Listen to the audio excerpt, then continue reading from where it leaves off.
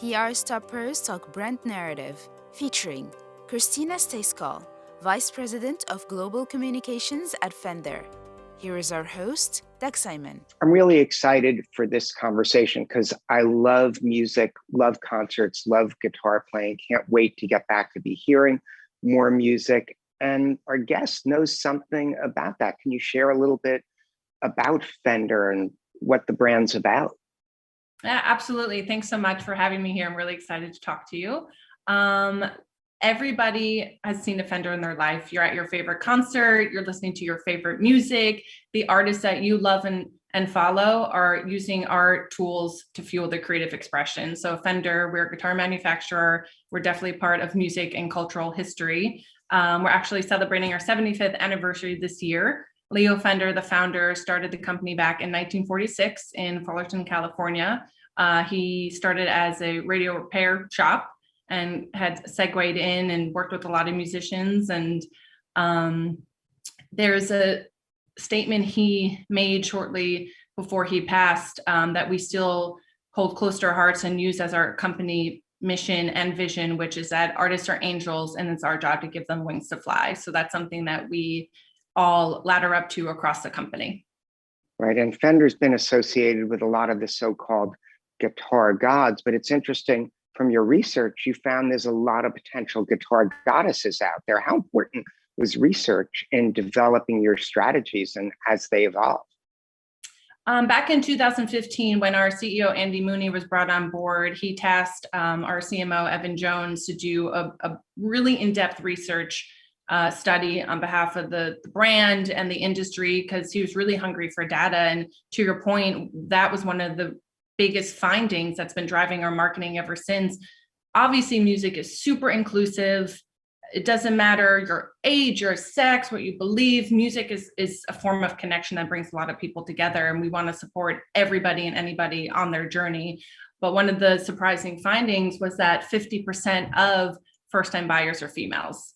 Yes. And we really needed to make sure, I mean, there are tons of female artists throughout musical history, from, Sheryl Crow and Chrissie Hynde and, modern day Taylor Swifts and things like that. But, we really upped the ante in our marketing to make sure that, and it's not just women too, to ensure that when the consumer or the player is looking at our Instagram, look at our campaigns, whatever it is, you want to see yourself in that. And so that's definitely something that's been a driver for what we've been doing. And on the PR front, when we're working with media and communications, we feel really grateful and lucky because we have so many stories to be able to tell. We have so many lenses. If we're speaking to, parents or talking to more of the tech side of a launch or the business side, the opportunities are really endless. Yeah, and you've also been engaged during the pandemic. Obviously, people were looking for new outlets that they could safely do and even share. How did that shift your approach and what you were doing? I think the last year in 2020 has just been a wild ride for everybody. We feel really grateful. At the start of everything back in March, I mean, people were going home. You brought your computers home. You didn't know when you're going to be back in the office. And we have our guitar learning online program called Fender Play, which we launched back in 2017. We, as a company, wanted to purely as a goodwill gesture, what can we do during this time? Everybody's home. How can we help people, deal with the stress, deal with, all the extra coping that had to be done. So the brand gave away 3 months of Fender Play to the first 100,000 people that signed up. It's a monthly subscription. You can learn guitar, bass, or ukulele through bite-sized lessons. It's an amazing curriculum. Recommend everyone trying it. And little to our surprise, people signed up within 24 hours. So then we extended it again and we extended it again. And by June, we had nearly 1 million new users within Fender Play. And it was absolutely amazing. Obviously, that also meant people were dusting off old guitars or they needed to buy a new instrument. So as a result, it also drove a lot of our sales.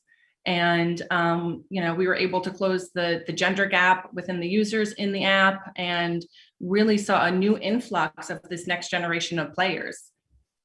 One of the challenges is a lot of people get excited, but keeping them engaged and involved, because it's not necessarily easy to become a really good guitar player.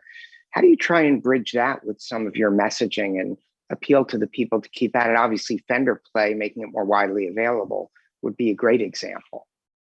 That's a really great point. And also one of the second key findings from that research study, I mentioned that 90% of players will give up within the first 3 months to year. And if we can just get people over the dam, then a player will, over that first year, then 9 times out of 10, they will become a player for life. So during the pandemic, when we were giving away Fender Play, we also wanted to be really careful on how we were messaging everything. It was a really sensitive time for media. People were taking on a lot of responsibilities. A lot of everything had to be very COVID related, but we didn't want to be self-serving. We really wanted our messaging to come off as authentic, which is another a little bit of a foundation of our messaging and everything that we do, and really showing the goodwill gesture behind everything. We wanted to support people because there also are emotional benefits to playing a guitar. It de-stresses you. There's a sense of calming that comes with it. So that's also, I believe, a lot of meditation and some of the other industries thrive during this time as well. Yeah, so it's really played a role in helping people sort of maintain a level of sanity and have an outlet of creativity during the pandemic. Are you making any plans as things start to open? I mean, Broadway in New York, you're seeing concerts are starting to go where tickets are being sold. Obviously, that's one way to really get fans excited about that. Is there anything that the company is doing in that space to help sort of keep that energy moving forward? Artists are the bread and butter to everything that we do. So we definitely are supporting them. We've launched a couple of serialized sessions on our social media channels. We call Fender check-ins, Fender sessions, where the artist is able to walk through their gear, showcase how they write a song, and really get that in-depth view. So we've been able to support the artists during this time as well. I mean, they have so much pent-up excitement to release that creativity, and I think there's been a lot of songwriting that we haven't seen. And I think as things start to open up, to your point, especially in 2022, we'll see a lot of new songs, a lot of new albums. And once touring is able to come into play, we'll be excited to kind of join that again as well. Yeah, as we wrap up our interview, I think an important point to mention that distinguishes you is that while some organizations understandably are looking to sort of maximize getting their name out there, you take a much more specific approach to generating quality media. Can you share sort of the thoughts behind it, how you go about doing it? Yeah, absolutely. And I think that's a great way of saying it.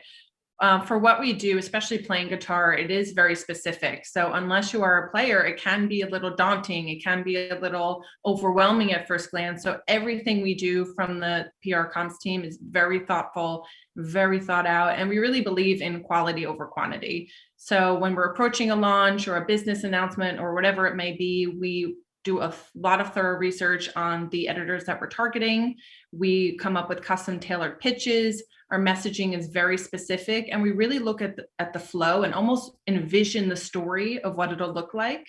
We want to make sure that it's making sense to the readers. And if we have a certain launch, we'll have different versions of that story as well, because we are in a really beneficial place that we can tell the story in so many different ways and in so many different voices. You know, if we have a guitar launch, we can tell the business angle of it. We can go really nitty gritty with our musical instrument media and get into specs. We can talk from the tech, or we can go, the parental media approach and talk about it that way. So that's something that we really enforce globally across the comms function at Fender.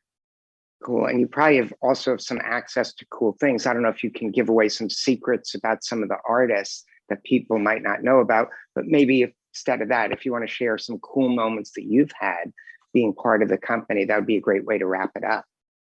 I've been with Fender for 5.5 years, and we've definitely had some really cool moments. When we were still back in our office, artists were coming in and out the building at all times. We've met her, who's amazing, just recently won an Oscar. She also just taped for the Global Citizen live show that's airing shortly with 150 students from LAUSD and our Fender Play Foundation. So a bunch of us were able to go there and see that taping, which is amazing. We've also had a lot of support from our artists when they're launching a signature, which is basically where an artist, we replicate their signature guitar or create a custom guitar that has all the specs to their sounds and their liking and make it accessibly priced for the consumer. They're really involved. Like, this is passionate when they're talking about these tools that they're able to use to make their music and their craft. So we've done, I've been really fortunate to attend media events with Chris Stapleton in Nashville. We did a really cool launch for Grace Vanderwall when we did her signature ukulele. And I recently Mike McCready just did a custom shop version of his 1960 Stratocaster, and he was absolutely lovely. So I've been able to have, just like I'm talking to you, these FaceTime with artists. And just to wrap that up too, the people that I work with are the most passionate group of people I think I've ever met and been able to interface with. Andy, our CEO, is a lifelong guitar player. Again, back in the office days, he'd be riffing heavy metal at 4:00 in the afternoon almost daily. So it's really great to be around people that just exude this energy and passion for that collective goal that we're all working towards. Great. Well, I got to give you an extra thanks, because that's the first time in my life that someone's compared me to some of rock and roll's greatest players at any level. So I'll take it where I can get it. Thanks so much for sharing your great ideas. Thank you.